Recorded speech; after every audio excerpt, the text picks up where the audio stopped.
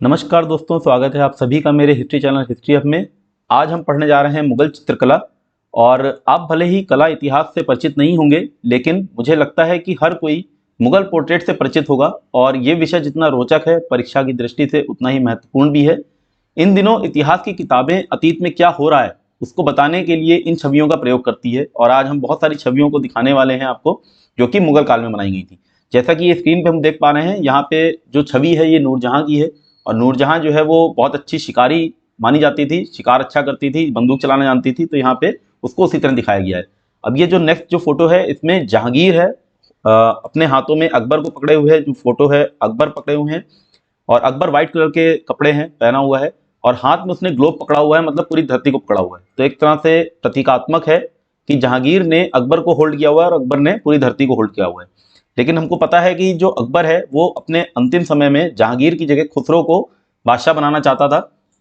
और ये जो फोटो है, इस पे पेंटिंग में जहांगीर बैठा हुआ है नीले कपड़े पहने, पीले रंग के कपड़े पहना खुसरो खड़ा है, जो कि कुछ 17 साल का युवक है। और ये जो विचार था कि जहांगीर जो है वो राजा बनने योग्य नहीं है, ये अकबर की मृत्यु के साथ भी नहीं मरता। और ये जो अगली पेंटिंग है, इसमें 3 व्यक्ति दिखते हैं हमको बैठे हुए। अकबर जो है पीले रंग की पोशाक पहने बीच में बैठा है, उसके बाईं ओर शाहजहां है, दाहिनी ओर जहांगीर बैठा है। लेकिन वो अपना जो मुकुट है वो शाहजहां को दे रहा है, ना कि जहांगीर को दे रहा है। मतलब ये जो पेंटिंग बनी है, ऑफकोर्स ये जहांगीर की मृत्यु के बाद बनी थी। और ये जो पेंटिंग है, इससे पता चलता है कि विचार अभी भी मरा नहीं था कि जो जहांगीर है वो राजा बनने योग्य, बादशाह बनने योग्य नहीं था। अगली पेंटिंग में हमको नूरजहां दिख रही है। नूरजहां जो है वो जहांगीर को पकड़े हुए है, जहांगीर की फोटो हाथ में ले रखी है उसने। और ये फोटो भी, ये पेंटिंग भी जो है, ये जहांगीर की मृत्यु के बाद बनती है। इस पेंटिंग में हमको 2 महिलाएं दिखती हैं मुगल काल की। जो बाईं तरफ पेंटिंग है वो है नादिरा बानो की, जो कि दारा शिकोह की पत्नी थी। और दाहिनी तरफ जो पोर्ट्रेट है वो है जहां आरा की, जो कि दारा शिकोह की बड़ी बहन थी और शाहजहां की सबसे बड़ी औलाद भी थी। तो आज अपना जो हमारा लेक्चर होगा, इसमें बहुत सारे तथ्य भी रहेंगे हमारे, और बहुत सारी फोटोज के ऊपर मैं ऐसे जिक्र करता रहूंगा, उसमें क्या क्या खासियत है, विशेषताएं हैं, वो बताता रहूंगा। तो जैसे हमने मुगल स्थापत्य पढ़ा था और देखा था कि मुगल स्थापत्य जो है वो अनेक तत्वों का मिश्रण है, उसी तरह से ये जो मुगल चित्रकला है ये भी अनेक तत्वों का मिश्रण है। और हम इसमें देखेंगे किस तरह से फारसी इसमें प्रभाव हैं और इसमें यूरोपीय प्रभाव भी हैं। इसके पहले अफगान शासक जो थे, उन्होंने चित्रकला को प्रोत्साहन नहीं दिया। और दिल्ली सल्तनत में फिरोज तुगलक ने तो अपने महल से सजावट और चित्रकारी बंद करवा दी थी। मुगल शासन की नींव रखने वाला बाबर खुद ही जो है वो कलात्मक रुचि संपन्न शासक था, परंतु ये प्रमाणित नहीं है कि वो मुगल चित्रकला का जन्मदाता भी था या नहीं था। बाबर ने बाबरनामा में 16 सदी के चित्रकार बिहजात की प्रशंसा भी की है और उसकी आलोचना भी की है। ये जो बिहजात था, 16वीं सदी का जो चित्रकार है, ये चीनी और मंगोल चित्रकला को विकसित करके इसने ईरानी बनाया था उस चित्रकला को। और अकबर के प्रोत्साहन से यही ईरानी कला जो है वो भारत आई और दरबारी कला बन गई, जिसका जन साधारण से कोई संबंध नहीं था। तो विशेष बात यह है कि जो मुगल काल की जो चित्रकला थी ये दरबारी कला थी, इसका जन साधारण से बहुत ज्यादा संबंध नहीं था। ये बहुत ही महत्वपूर्ण बात है। और इसको ईरानी कला जो थी ये भारत लेके आता है अकबर, इसलिए इसके ऊपर हमको फारसी प्रभाव दिखता है, ईरानी प्रभाव जो है वो दिखता है। हुमायूं के काल में भी जो चित्रकला है उसमें भी हमको फारसी प्रभाव दिखता है। और हुमायूं को चित्रकला में जो रुचि हुई वो तब हुई जब वो शेरशाह से भागकर फारस चला गया, और इसी काल में मुगल चित्रकला की नींव पड़ी। कारण ये था कि जो फारस का शाह था वो धार्मिक कट्टरता के कारण कलाओं में रुचि नहीं लेता था, और वहां के जो कलाकार थे उनको आमंत्रित करने का हुमायूं को मौका मिला। और हुमायूं ने वहां से 2 कलाकार मीर सैयद अली और ख्वाजा अब्दुल सम्मद को काबुल आमंत्रित किया। ये दोनों जो है ये बीजात के ही शिष्य थे, और अकबर को बचपन में इन्होंने चित्रकला सिखाई। इन्हें दास्ताने अमीर हमजा को चित्रित करने का आदेश दिया गया। हुमायूं ने मीर सैयद अली को नादिर उल अश्र की उपाधि दी और अब्दुल सम्मद को सीरी कलम की उपाधि दी। ये उपाधियां बहुत महत्वपूर्ण है, चित्रकारों को किसने कौन सी क्या उपाधि दी, तो इसको आप थोड़ा सा नोट डाउन कर सकते हैं। फैक्ट्स बहुत इंपॉर्टेंट है, एग्जाम में पूछे जाते हैं। और इन्हीं दोनों को मुगल चित्रकला का संस्थापक माना जाता है। इन्होंने चावल के एक दाने पे दर्शकों से भरा हुआ चौगान का पूरा मैदान बना दिया, जिसपे सारे दर्शक दिखाई देते हैं बैठे हुए, मैदान दिखते हैं, खिलाड़ी दिखते हैं, और ये केवल एक चावल के दाने पे बनाया गया।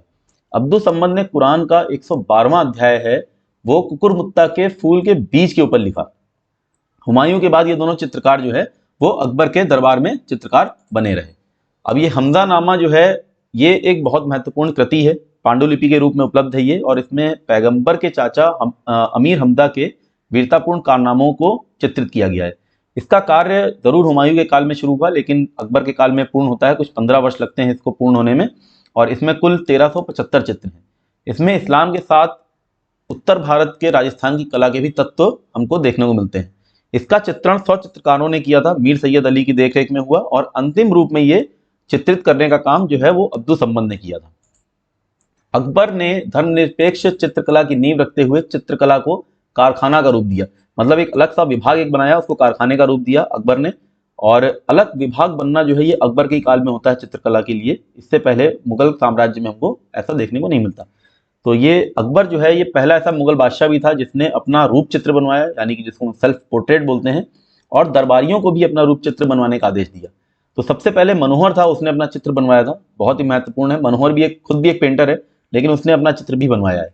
अबुल फजल अकबर के विषय में कहता है कि अकबर जो है वो चित्रकला के विषय में कहा करता था कि वो उन लोगों को पसंद नहीं करता जो चित्रकला से नफरत करते हैं, क्योंकि उसके अनुसार एक चित्रकार के पास ईश्वर को पहचानने के विशेष साधन है। चित्रकार किसी जानदार वस्तु को चित्रित करने में जरूर ईश्वर के प्रति विचार करने को विवश हो जाएगा। अबुल फजल ने कुल 17 श्रेष्ठ चित्रकारों के नाम दिए हैं, जिसमें से 13 जो हैं वो हिंदू हैं।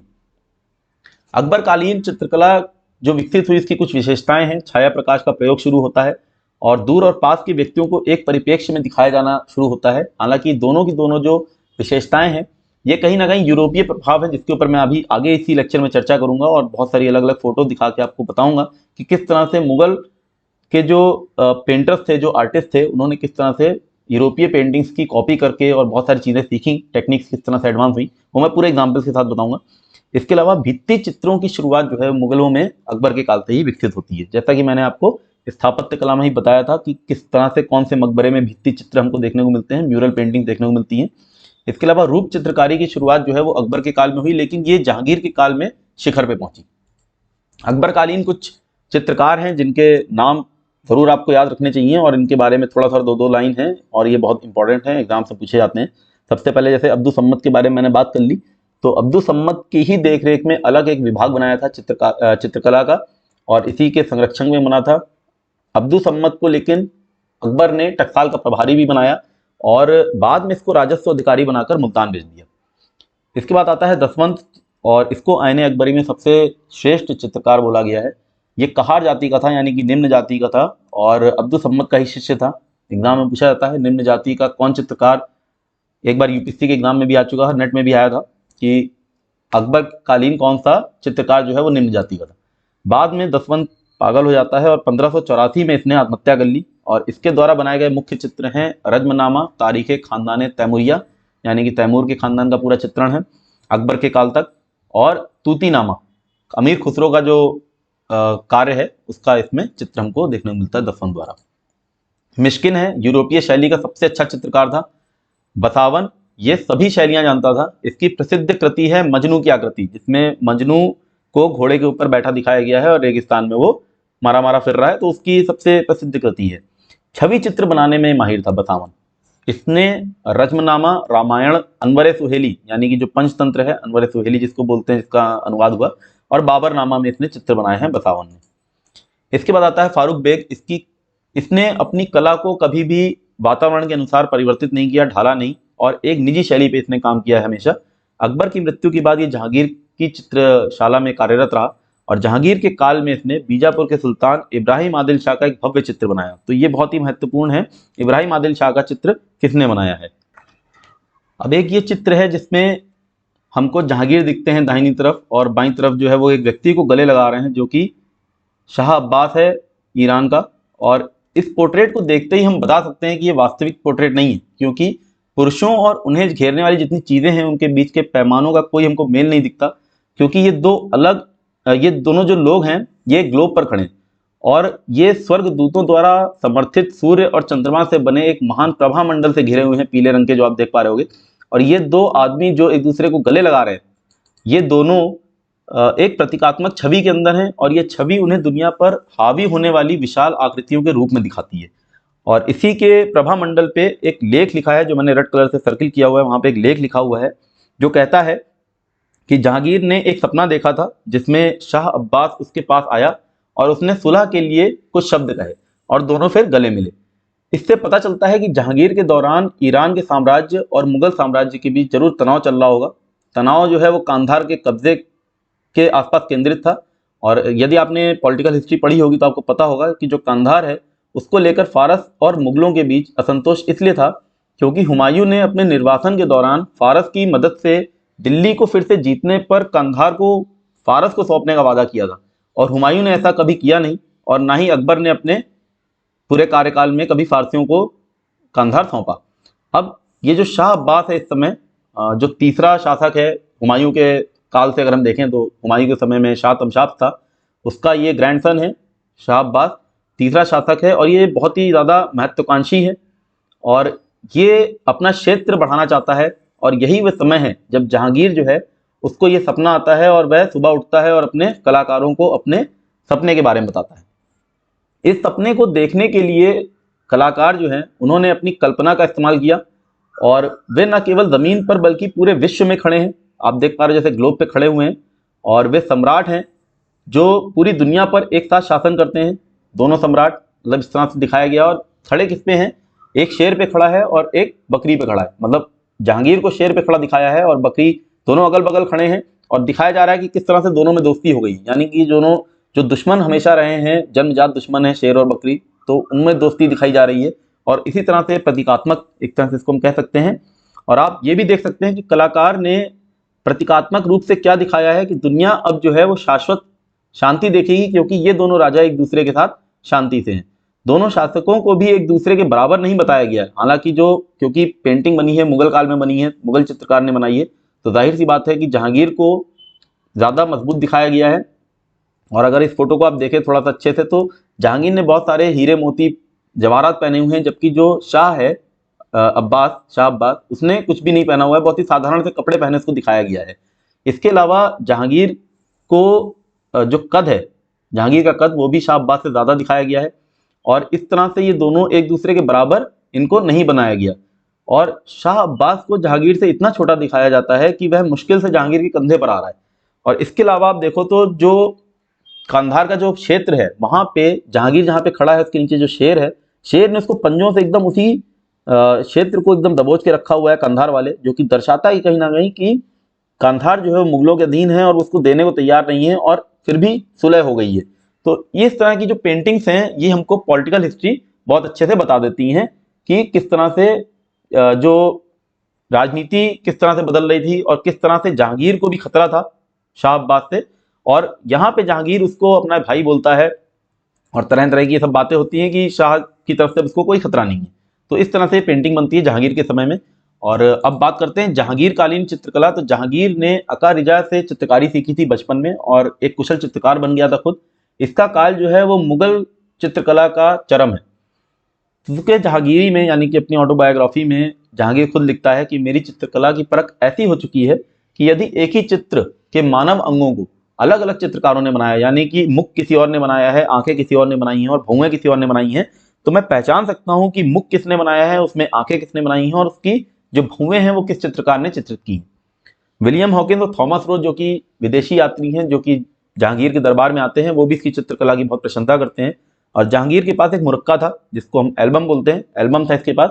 इसी के काल में मुगल चित्रकला जो है वो फारसी प्रभाव से मुक्त होती है। तो ये बहुत ही महत्वपूर्ण है, फारसी प्रभाव से मुक्त किसके काल में होती है, जहांगीर के काल में।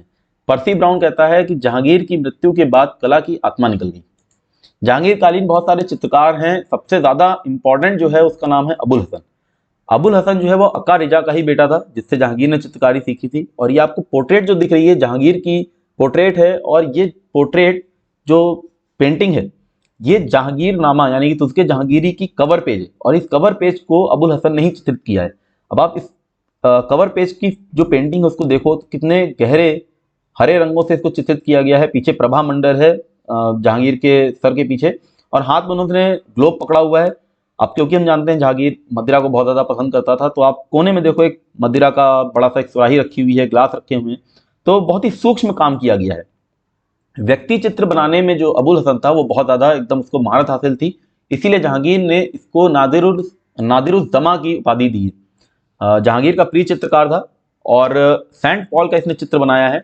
और स्वप्न का जो चित्र हमने देखा था इससे पहले, जहांगीर का जो स्वप्न का चित्र है वो भी अबुल हसन ने ही चित्रित किया है। इसके अलावा अबुल हसन का एक बहुत ही महत्वपूर्ण जो चित्र है वो है एक चिनार के पेड़ पे असंख्य गिलहरी। ये इसका बहुत ही प्रसिद्ध चित्र है। इस चित्र में बहुत सारी गिलहरियां बैठी हैं, इसीलिए इसको असंख्य गिलहरी बोला गया है, और चिनार का पेड़ है, ये इसने चित्रित किया था। इसके बाद आता है उस्ताद मंसूर, जो कि जहांगीर ने उस्ताद मंसूर को क्योंकि नादिरुल अश्र की उपाधि दी है इसलिए महत्वपूर्ण है। तो हमारे पास 4 उपाधियां हो गई हैं, हालांकि 3 उपाधि हुई हैं। पहली 2 हमने देखी थी, हुमायूं के काल में अब्दुल सम्मद को मिली है, उसके अलावा हमने इससे पहले अबुल हसन को देख लिया, उस्ताद मंसूर को मिली है, और मीर सैयद अली को उपाधि मिली है। तो कौन सा किसको क्या उपाधि मिली है, किसने दी है, बहुत महत्वपूर्ण है एग्जाम में। अब उस्ताद मंसूर जो था ये प्राकृतिक चित्रकारी में, खासकर पक्षी चित्रकारी में माहिर था। साइबेरिया का एक सारस और बंगाल का एक अनोखा पुष्प इसने बनाया। ये जो फोटो दिख रही है बीच में, साइबेरिया का जो साइरस बनाया है, ये बहुत ही इसकी प्रसिद्ध चित्रकारी है, जिसको मैंने यहाँ पे फोटो में डाला हुआ है। इसके बाद है जहांगीर कालीन चित्रकला में दौलत का नाम आता है। जहांगीर ने इसे भी चित्रकारों के चित्र बनाने का आदेश दिया था। ये फारूक बेग का शिष्य था। अच्छा, ये भी बहुत महत्वपूर्ण है, कौन किसका शिष्य है, अब्दुल सम्मद का शिष्य कौन था, आका रिदा का बेटा कौन है, और फारूक बेग का शिष्य है दौलत। इसके बाद बिशन दास आता है, और ये महत्वपूर्ण इसलिए है क्योंकि मानव रूप का ये सर्वश्रेष्ठ चित्रकार था, और जहांगीर ने इसको ईरान भेजा था शाह का चित्र बनाने के लिए। और इसी का चित्र देख के, जो ये बिशन दास जाता है ईरान और शाह का चित्र बना के लेके आता है, उसी चित्र को देख के जो अबुल हसन है वो उसके स्वप्न का चित्र बनाता है जहांगीर के। तो इसलिए महत्वपूर्ण है। और जब इसको भेजता है बिशन दास को जहांगीर, तो जब ये चित्र बना के आता है तो जहांगीर इसके ऊपर टिप्पणी करता है अपने जहांगीरनामा में कि इसको ईरान के शाह का चित्र बनाने के लिए भेजा था, और जब वो चित्र मैंने शाह के, यानी जब जहांगीर बोलता है, जब जहांगीर ने वो चित्र शाह के नौकरों को दिखाया तो वो भी मान गए, और मैंने बिशन दास को एक हाथी और पुरस्कार दिए। इसके बाद है मनोहर, जिसकी हमने चर्चा की थी, जिसने अपना पहला चित्र बनवाया था, रूप चित्र जिसने अपना पहला बनवाया था। तो बसावन का बेटा था, किंतु इसका उल्लेख हमको तुझके जहांगीरी में नहीं मिलता है। जहांगीर कालीन चित्रकला की विशेषता जो है इसमें, जैसे मैंने आपको बताया, सूक्ष्मता आ जाती है, पक्षियों के और व्यक्तियों के अधिक से अधिक चित्र बनाए जाते हैं, 3D चित्र भी बने, यानी 3 डायमेंशनल, जिसको आप देखेंगे तो 3 आयामी आपको देखने को दिखेगा। वो अधिकांश विषय वास्तविक जीवन से लिए गए थे, और प्रतिमा परक चित्रकारी भी हुई। जैसे हमने देखा कि शाह अब्बास को गले लगा रहा है, प्रतिमा परक है, तो ऐसा एक्चुअल में हुआ नहीं है, क्योंकि जब वो शाह अब्बास को गले से लगते उसको दिखाया गया है, जबकि यथार्थ में जहांगीर जो है वो ईरान के शाह से कभी मिला ही नहीं था। तो ये प्रतिमा परक चित्रकारी यहाँ से शुरू होती है। अब हम आते हैं कुछ यूरोपीय प्रभाव। जैसे मैंने आपको बताया था कि जो अकबर है उसके कोर्ट में बहुत सारे विदेशी आते हैं, आगमन शुरू होता है, और अकबर ने गोवा से जो ईसाई मिशनरी है उसको आमंत्रित किया था। तो फादर मॉन्थरेट, जिसके ऊपर मैं चर्चा कर चुका हूँ अपने विदेशी आते जब हमने पढ़े थे उसके ऊपर, तो फादर मॉन्थरेट आते हैं, एक्वा विवा आते हैं, ये उसी का चित्र है, अकबरनामा में देखने को मिल जाता है। तो यूरोपीय कला का प्रभाव हमको देखने को मिलता है यहाँ से। 1580 में अकबर जब निमंत्रण देता है गोवा से आए ईसाई मिशन के जो व्यक्ति हैं, वो जब भेंट करते हैं बादशाह से, तो बादशाह को बहुत सारी वस्तुएं जो है वो भेंट करते हैं, और इसमें जो है यूरोपीय चित्रों की प्रतिलिपियां भी थी, क्योंकि इनमें नवीनता थी, तकनीकी गुणवत्ता थी, और इसको देखकर मुगल चित्रकारों का ध्यान अपनी कमजोरी और कमियों की ओर गया। तो कुछ चित्रकारों ने यूरोपीय नक्काशी की नकल उतारकर उसमें ठेठ लाल, पीले, हरे, नीले जो मुगलिया रंग थे वो भरने शुरू किए, जबकि जो यूरोपियन जो ड्राइंग्स होती थी, जो पेंटिंग होती थी, उसमें हमको बहुत ज़्यादा रंग नहीं दिखते, ब्लैक एंड व्हाइट बहुत ज़्यादा दिखेगी। अभी मैं आगे चल के आपको दिखाता हूँ एक एक करके। बसावन चित्रित मजनू का और उसके घोड़े का जो चित्र है वो यूरोपीय कला का प्रभाव दर्शाती है। अब एक आपको चित्र दिख रहा है जो दाहिनी तरफ है, ब्लैक एंड व्हाइट, जिसमें हम शेडो मार्किंग, शेडिंग्स वगैरह देखते हैं, ये यूरोपीय कला है, और इसी की नकल उतार के जो मुगल चित्रकार हैं उन्होंने उसमें रंग भरा और इस तरह से उसकी नकल उतारी। तो इन चित्रों की नकल करके मुगल कलाकार यूरोपीय तकनीकों का बहुत सावधानी से अध्ययन करने में सक्षम थे। उन्होंने अध्ययन किया इस तकनीक का। और अब जैसे ये चित्र दिख रहा है, तो इसमें भी ब्लैक एंड व्हाइट जो चित्र है वो ओरिजिनल है और फिर इसको नकल करके बनाया गया है। और जो मुगल चित्रकार थे उन्होंने संभावनाओं की पूरी श्रृंखला खोल दी इस तरह से कॉपी करके, जैसे कि गहरा स्थान कैसे बनाया जाए, दूरी पर चीज़ों को कैसे दिखाया जाए, मतलब जो चीज़ दूर है वो कैसे चित्र में दिखेगी कि दूर है और आप जान सकें कि वो दूर की वस्तु है, शरीर के इशारों के माध्यम से भावनाओं को कैसे दिखाया जाए। तो ये सब मुगल चित्रकारों ने यूरोपीय चित्रकला से ही सीखा। अब जैसे जैसे वो यूरोपीय चित्रकला की कॉपी करते गए और सीखते गए, लेकिन एक बार जब मुगल कलाकार इन तकनीकों में सहज हो गए, जब माहिर हो गए, तो उन्होंने अपने आसपास की दुनिया में चीज़ों को प्रस्तुत करने के लिए उनका उपयोग करना शुरू किया। अब जैसे ये जो दृश्य दिख रहा है ये मुगल कोर्ट का है, इसके ऊपर मैं आता हूँ। और ये जो मुगल चित्रकार थे ये केवल यूरोपीय तकनीकों की नकल करने तक ही सीमित नहीं रहे, बल्कि मुगल जीवन की एक बहुत ही यथार्थवादी छवि बनाने के लिए इन्होंने इसका इस्तेमाल किया।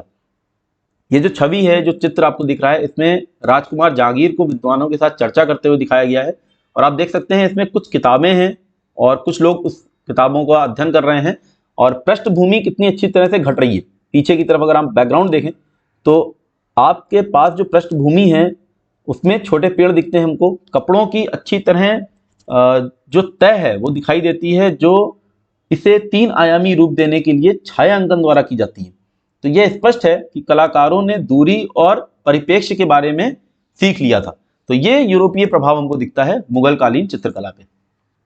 शाहजहां के काल में मुगल चित्रकला जो है वो चलती रहती है। हालांकि जो शाहजहां है, जैसे मैंने बताया आपको पहले भी लेक्चर में, कि स्थापत्य में उसकी ज़्यादा रुचि थी।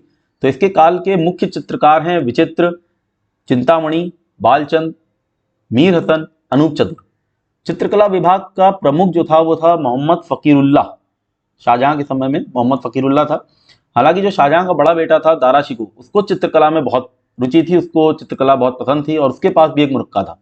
तो प्रश्न पूछा जाता है मुरक्का किसके किसके पास था, कई बार आ सकता है जहांगीर के पास था और दारा शिकोह। इस काल में चित्रकला में स्वाभाविकता की जगह दैवीय तत्वों ने ले ली।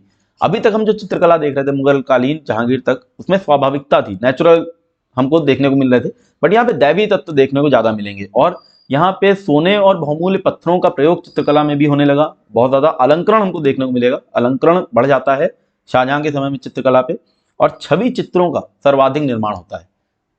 इसके बाद आता है औरंगजेब का काल। और जैसा कि स्थापत्य में हमने देखा था, औरंगजेब के काल के आते आते जो कला है वो एकदम बर्बाद हो जाती है, नष्ट हो जाती है। स्थापत्य कला में उसका प्रभाव देखा था।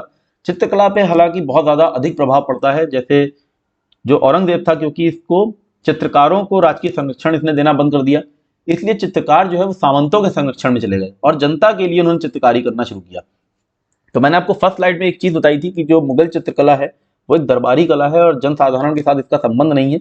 हालांकि औरंगजेब के कारण, औरंगजेब ने क्योंकि चित्रकला को राजकीय संरक्षण देना बंद कर दिया, तो ये जनसाधारण के बीच पहुंच जाती है और अब ये जनसाधारण की कला बन जाती है। तो इसलिए औरंगजेब का काल चित्रकला के लिए बहुत ज़्यादा इसलिए महत्वपूर्ण है क्योंकि इस काल में चित्रकला जो है दरबार से निकलकर जनता के बीच पहुंच जाती है। और जैसा कि मैंने आपको पहले बताया था कि अकबर ने सिकंदरा में जो मकबरा है अकबर का, औरंगजेब ने उसके भित्ति चित्रों को मिटवा दिया था। तो इतनी नफरत थी इसको चित्रकला से। तो ये मेरा आज का लेक्चर था, उम्मीद करता हूँ आपको पसंद आया होगा। मिलता हूँ मैं अपने आपसे अगले लेक्चर में, तब तक के लिए धन्यवाद।